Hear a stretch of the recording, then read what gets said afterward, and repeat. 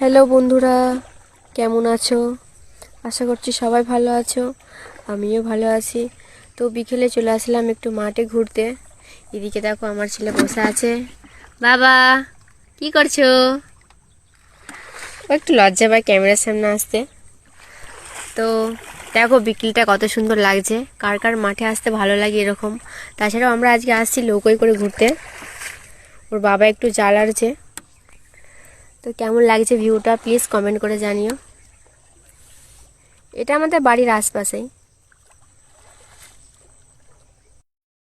ওর বাবা জাল আনবে, সেই জন্য মাঠটা একটু পরিষ্কার করে নিচ্ছে, কারণ প্রচুর পরিমাণে ঘাস হয়ে গেছে।